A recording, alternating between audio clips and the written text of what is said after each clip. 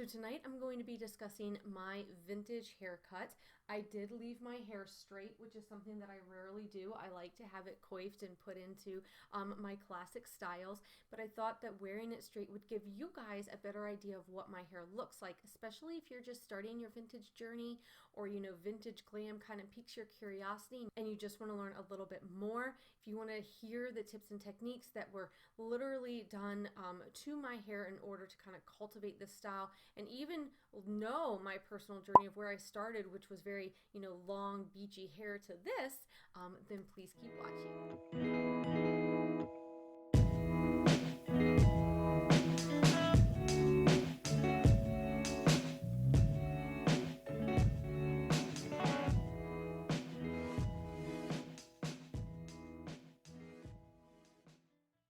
So my vintage hair journey started last May in 2018 when I decided vintage glam was the way I just wanted to kind of live my life. I wanted to transition my entire style over to it, which, it's a process. It's a process relearning a style, no matter whether you're doing something that's goth, whether it's more modernized, maybe it's a little bit retro, it's got like the New England vibes to it. Everything has, a different transitional stage, and one of the stages is hair. Like, everybody does something with their hair. So I've decided to create a little mini series about hair, and the first video in this series is going to be about cultivating a vintage haircut, because I can tell you from personal experience that if you decide that this vintage type of style is something that you want to have for yourself, you want to cultivate it for yourself, you want your hair to play into the part as well. And if you have a more modern haircut like I did, it can be excruciatingly painful to try to recreate those hairstyles when your hair is not cut to maintain those styles.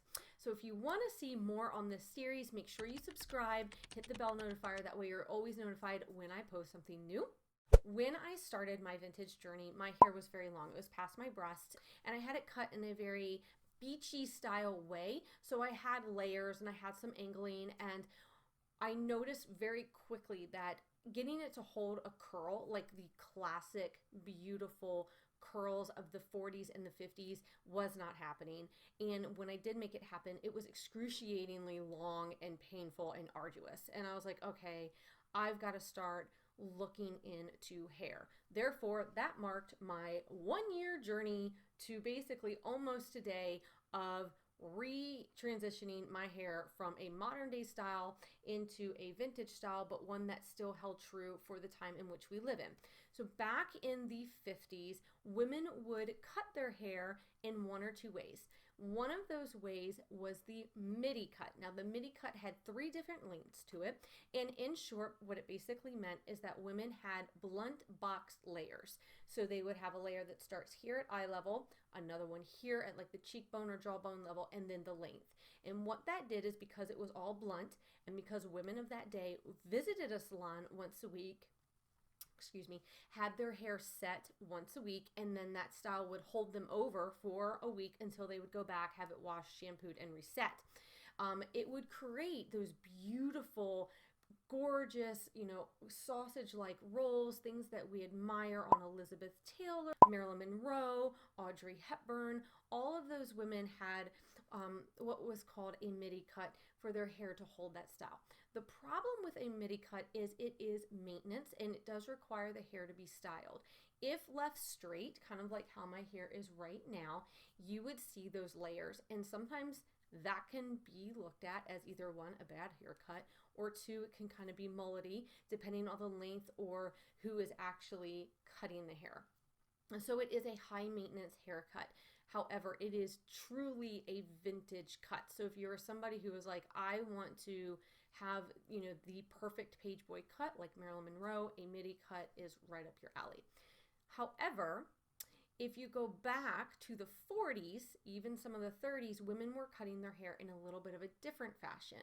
They had what was called the horseshoe, which is where the hair rounds in the back, basically like a horseshoe. So that is how we have my hair cut and fashioned after. So it's going to be angled and then go down and around. And I will do a 360 so that you guys can see what I'm talking about. And I do have a natural wave to my hair, which is why there's a little bit of a kink. But I have my angle, which starts here and goes around. Into the back, you're going to see where it goes in as like a U. And then this side is also angled down. And that is a U-shaped haircut. Now, it needs to have blunt cut ends. Every end of your hair is blunt cut. The angling is kept around the front where it can be steep and kind of go in to create that U. And you can have a high-rise U, a medium type U, or even a low-rise U. I wanted a high-rise U because I like to do the very nice, pretty sausage rolling around the face and all the way through the back. My hair is slightly undercut to help that roll keep and stay in place, to even make less maintenance for me in maintaining the style. The great thing about doing version 2, which is more reminiscent of the 40s, is because when it's worn straight like I have right now, you can get away with it and it doesn't look like a bad haircut. So on those days where vintage styling is not going to work, maybe you don't feel very good, you didn't have time to style your hair, you run out of the house like this, maybe you've got to go down to the market, it doesn't look bad. The good thing about this haircut is it still will allow you to do victory rolls, Gibson roll, like Gibson tuck rolling, chignons, buns, ponytail if you really want a ponytail, or that classic page boy wave with the sausage rolling going around the back. Just beautiful, 40s and 50s vibes kind of mesh together. It just gives you a nice versatility. Whereas with a MIDI cut, it's a little bit more limiting. Those spiral rolls don't look exactly the same, and you have to work with the layering if you're doing victory rolls. So like if I hold my hair up on end, my hair is too long for you guys to see the top. So my hair is all one length up at the top except for the angle. So there's going to be a little short pieces. But when you roll it, it's going to roll down. Of course, it's not going to look very good because I have no product in my hair whatsoever. It's going to roll better. It's going to roll easier. You're not going to have to worry about the ends kind of going and sticking out, or creating more work where you're using the end of like a tail comb, kind of tuck those pieces in. So that's the next part of this video that I want to talk about, is why, if you want to create these vintage styles and it's something that you want to do every single day as part of your lifestyle, is it important, why it's important to change your hair style and its cut. And here's why. Time.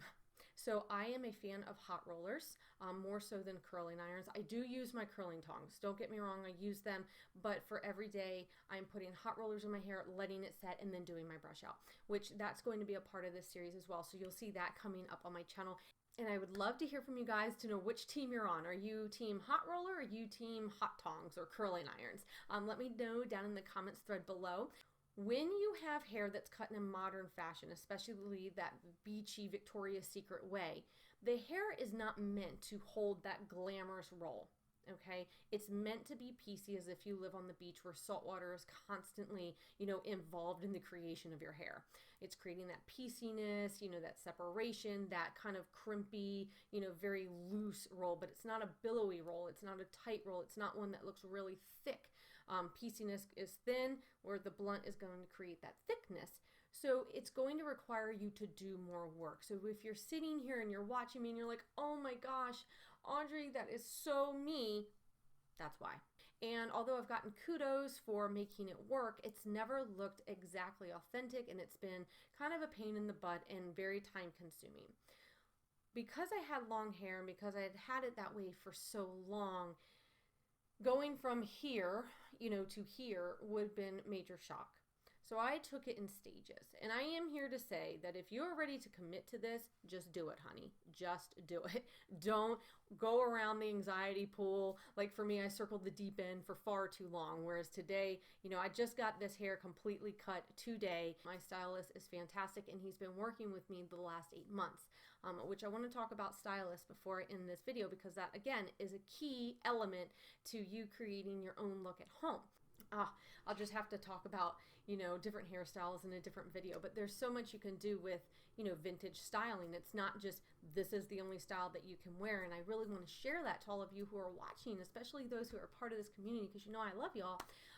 There is more to vintage hair than just one style. You literally have so many different ways to coif the hair at your fingertips, as long as you become accustomed to doing them and having your hair cut in a specific style. The vintage style is going to make that so much easier, which is going to make your life so much easier, which is going to make creating these styles so much more fun. You won't be sitting there cussing out your curling iron or your hair tool or wondering what's wrong with you and why you can't do it like everybody else. Because for me, it was like, why can't I make this creation happen? And it's because I was forcing my hair to do something it wasn't cut to do. So there you have it. Those are two different ways that you can cut your hair into a vintage style. One is the MIDI cut that you can go and you can talk to your stylist about, or you can do the blunt cut horseshoe, which is what I currently have right now. So before I end this video and I get off here with you guys tonight, especially because, like I said, my hair is unstyled, it's straight, it's very new, it's very interesting for me to be on here talking to you guys with it straight like this. Your stylist is the element that is an absolute must in any hair success, unless you're a stylist yourself. And I know that there are a lot of people in the vintage community who cut their own hair and they're amazing at it. Some of them are cosmetologists and some of them just have skills at doing it.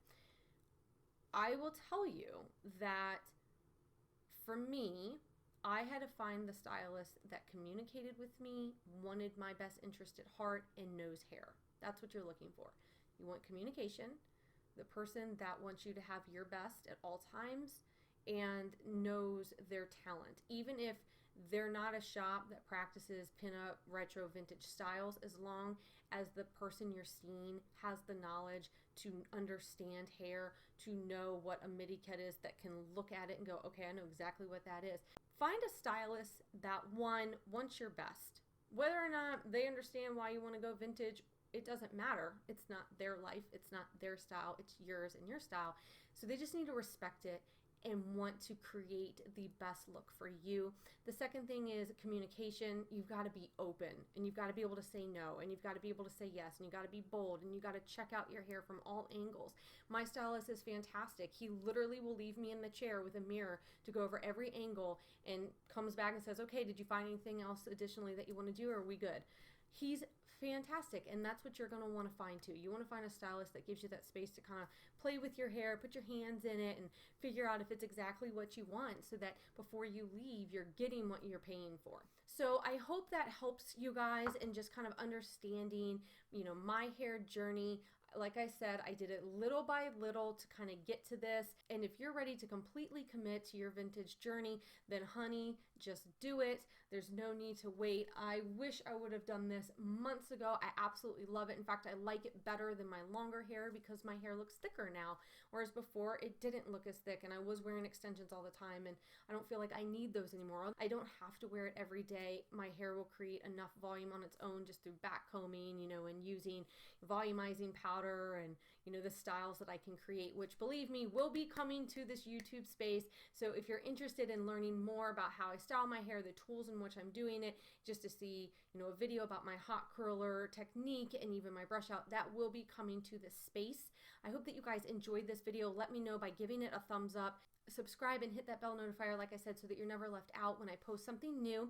All my social media handles will be down below. I do like to create exclusive content for my IG community. I do lives over there every other week, and I always talk to them the day that I'm filming, because I do batch film for YouTube, so they kind of know about what's coming to the YouTube space and what to expect before most people here on YouTube do, just because I like to peep that in. So if you'd like to be a part of that, you can always join me over on my Miss.Audrey Monroe family on Instagram. So I post every Friday at 4 o'clock, so I hope that you will join me next week. I'm going to be talking about hair tools in the form of brushes and combs and how they help to, you know, style your hair into those vintage glam retro ways, because for me, that was another stumbling block. So I want to share all that with you.